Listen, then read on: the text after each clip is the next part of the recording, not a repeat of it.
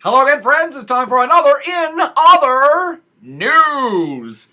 And I'm going to actually stick with something that's been in the headlines, but give it a little bit of a geo-spin.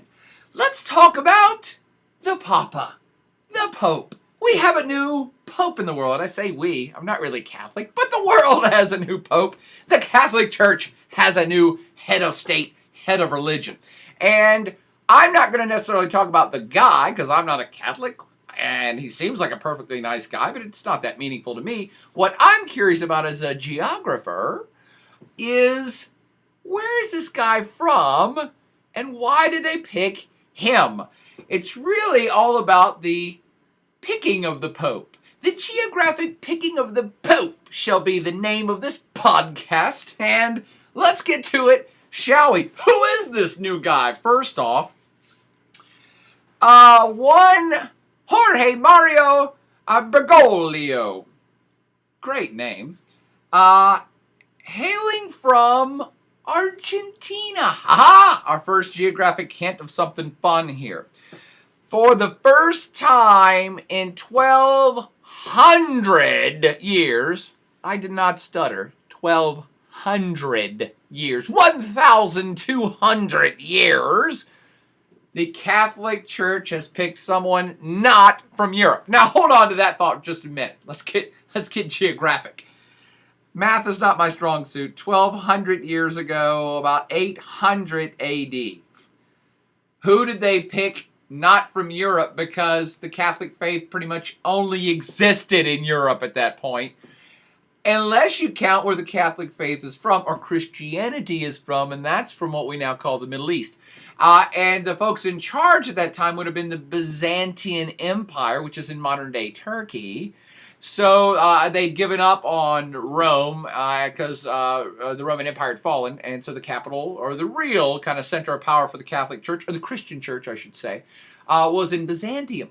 So that's how you had a pope that wasn't European.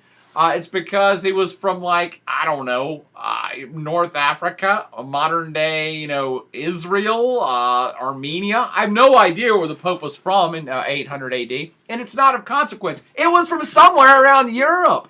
So why is it that it took 1,200 years for them to diversify? Because for 1,200 years, every single head of the Catholic Church has been a European old white dude. It's got everything to do with geography and a little bit to do with history. Europe is really the cradle of Christianity as a whole. Jesus and his followers may have been what's now the Middle East, have been from Israel, Palestine, Armenia, that area. But it really didn't blossom into a worldwide movement until it got embraced by the Roman Empire, centered up there in Rome, and then proliferated to the rest of Europe. And then, of course, through the centuries, as Christianity rose in Europe, then the Europeans themselves become the masters of the planet and move and take over the rest of the planet and take their Christian roots and their Christian faiths with them, which is why they're Catholics all over the world. Catholicism is a worldwide religion. There's like 1.2 billion Catholic folks on the planet, and I should put in a disclaimer here. There's like 2.2 billion Christians on the planet. Catholicism is now just a part. I'm not going to get into Catholic history here, but the Christians as a whole kind of busted up into different factions.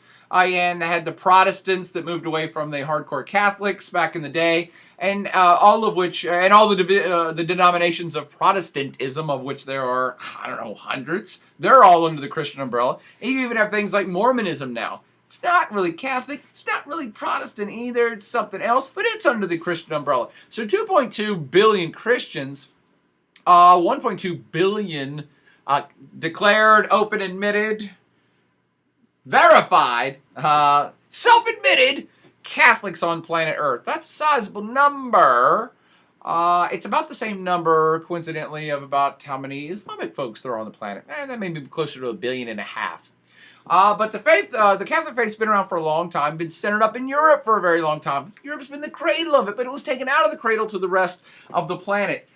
So why did it take them so long to pick a leader from somewhere else? All right, well, let's get to that. Where's this guy from they finally picked? Well, Jorge Bergoglio, who I believe has adopted the Pope name of Pope Francis. Francis of Assisi, great name. Assisi, a town in northern Italy. He actually said that's why he picked the name. To get back to his Italian roots, so he's got some Italian ties, but he's from Argentina. So this new Pope, Pope Francis from Argentina, is the first head of the Catholic Church, not just from Argentina.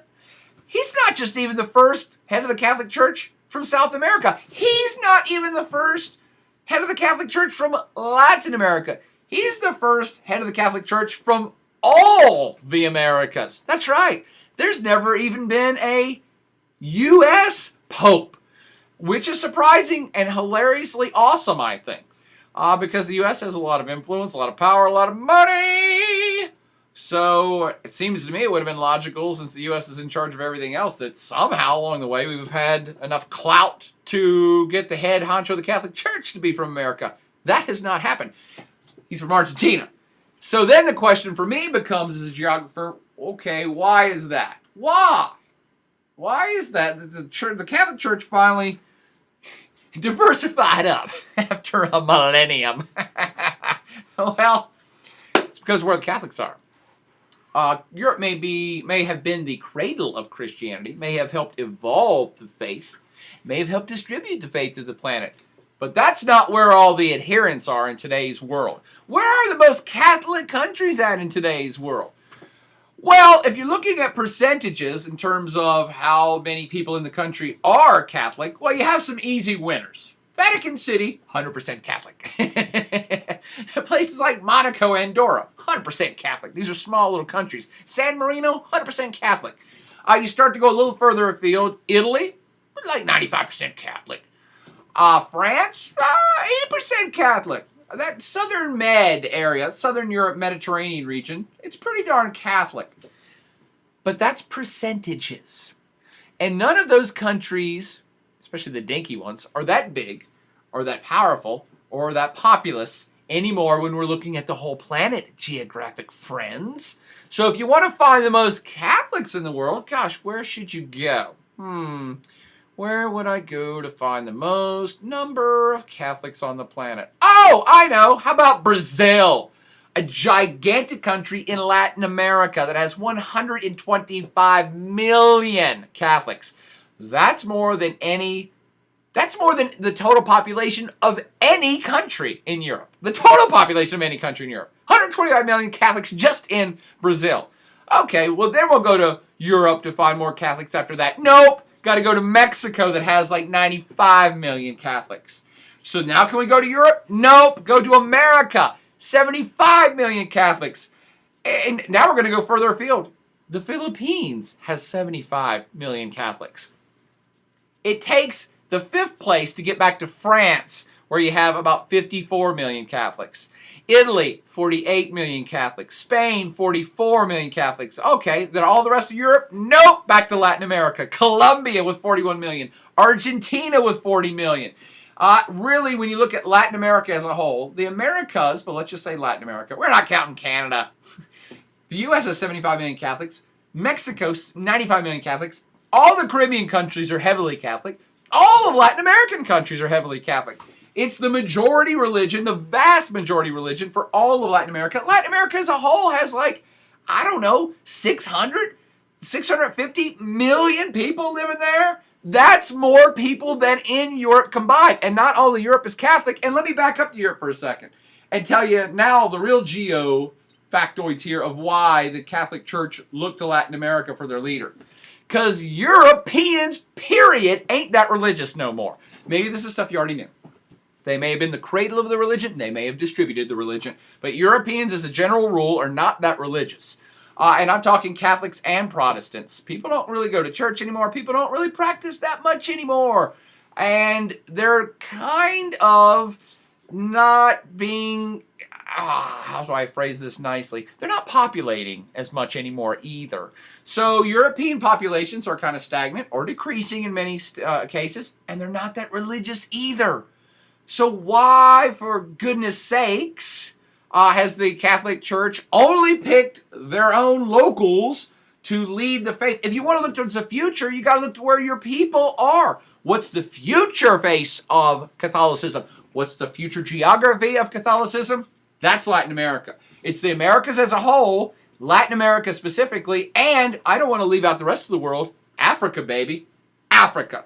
There are tons of countries in Africa with very big populations and Catholic populations. Just to pick a few off of the list here.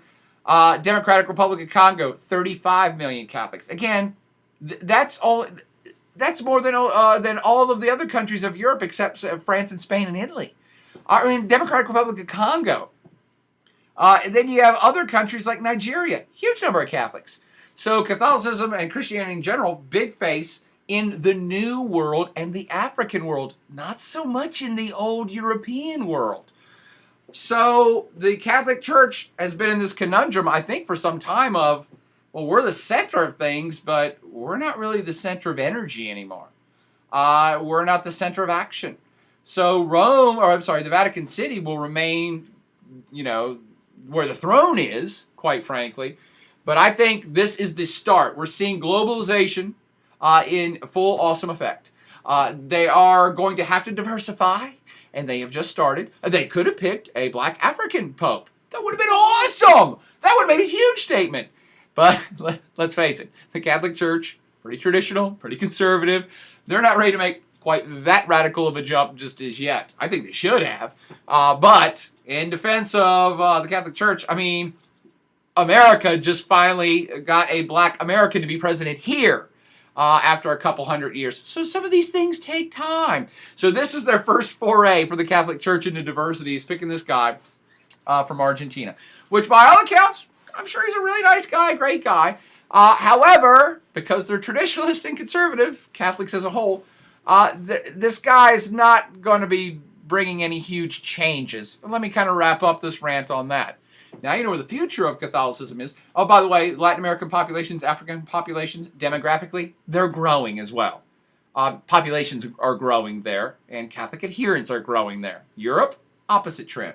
So they know where the future is. They know they have to diversify. You have to make your public happy. You have to make other people around the world feel like that they are part of this community, that it's just not old white dudes that somehow are always in charge. So it's a good move in the right direction. But to finish up this Catholic rant, and by the way, I'm not Catholic, so apologies to all of you of faith out there that I've wildly offended by saying something wrong. But to finish up the rant, the new Pope, Pope Francis, I think so. A lovely man, great guy, by all accounts. But don't look for him to be changing too much in the Catholic Church. I think they've made their point of diversity by picking him, but he himself is an old schooler. Ain't no bones about it. So while a lot of Latin American Catholics are, I won't say radical, but are more left-leaning, openly. And what I mean by that is that something called liberation theology actually started within the Catholic Church in Latin America specifically. Liberation theology, which, and I'm going to summarize quickly here, says, hey, Jesus was poor, and he gave all his money to the poor, and we're all about equality in wealth and of wealth, helping poor people, stuff like that. We should do that more, and we should influence political leaders to do that as well. Let's get a little political there. It's borderline socialism, communism, liberation theology. Go look it up to learn more about it. So that actually started in Latin America, and that's kind of radical for Catholic, bishops and cardinals to be saying things like that. This guy, Pope Francis, he ain't one of them. He's an old schooler Pope type that's pretty darn conservative. He's, by all accounts, already pretty spry. He's a spry 76, pretty lighthearted. He's already been out in the crowd without security, walked out in the crowd and shook hands and kissed babies and gave a couple speeches in Italian that were kind of casual. People are like, this guy's great. So he's putting a new face on the Catholic Church in terms of where he's from and how he's behaving, but he's a classic old schooler. What I mean by that is he ain't into liberation theology. And he is, for all of his tenure in Argentina, was pretty staunch old schooler when it came to gay marriage. He's not a fan of that. Gay rights, probably not that either. Even contraception use. So he is the face of a new Catholic Church, or I should say a new face of the Catholic Church, but with the old kind of classic conservative ideals and ideology of the Catholic Church. So basically what you're seeing here in this geography of Pope picking is the Catholics' grand scheme to dip their toe in the water of diversity, to play to a global audience, of which they are, but in a very conservative manner. Right? Will you live to see a black pope from Africa? I sure hope so. I think it would be fantastic. I think a lot of folks in the Catholic Church would think that's fantastic too. But these guys move slowly. They are traditionalist and conservative, and their new pope is in that same vein, but with a different geo-spin. But that's all I got for now. Did you learn anything about Catholicism? About pope picking? Or did I just raise more questions? You can always hit me up right here. Ask the questions. Dial it into me. I'll try to answer anything or enlighten as much as I can. But for now, party on, especially to our new papal friend, Pope Francis, there in Vatican City. Rock on.